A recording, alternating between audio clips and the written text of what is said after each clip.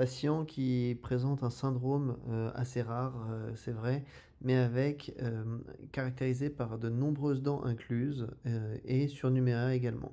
Dans des cas comme celui-ci, seul un cone beam va nous permettre de faire le tri, pour pouvoir avoir un plan de traitement. Donc je vous laisse apprécier, par exemple, l'ensemble de ces incisives. Donc là, on a double rangée d'incisives mandibulaires, dents incluses, au niveau des prémolaires, dents surnuméraires, molaires surnuméraires, couchées, enclavées également.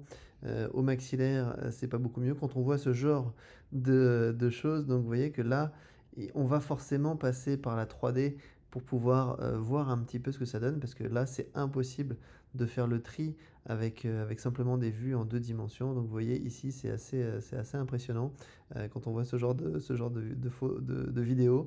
Et malgré tout, la 2D à ce moment-là ne nous permet pas, et malgré le fait d'avoir des coupes, des superpositions en 2D, bah là, c'est la 3D qui va vraiment être intéressante pour nous permettre de nous rendre compte de ce qui se passe, en vrai.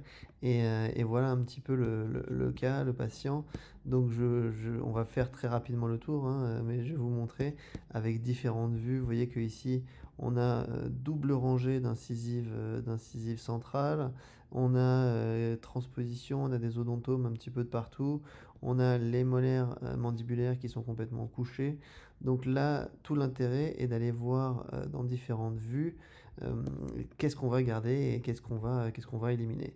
Donc on a la possibilité aussi avec nos outils d'aller éliminer, des choses, parce que là, par exemple, si on va se concentrer sur le maxillaire, on va éliminer la mandibule. Hop, on va éliminer le reste du crâne aussi, comme ça on pourra bien voir. Hop là. Et on va se focaliser sur le maxillaire, par exemple. Donc là, voilà, on se met en vue, par-dessous, et on va pouvoir avoir avec précision, les dents qu'on va pouvoir conserver, les dents qu'on va pouvoir enlever, bien entendu, celles qu'on va essayer de sortir. Donc vous voyez ici, double rangée de prémolaires, odontome, double rangée d'incisives centrales, transposition, des canines, enfin bon bref, c'est assez fouillis.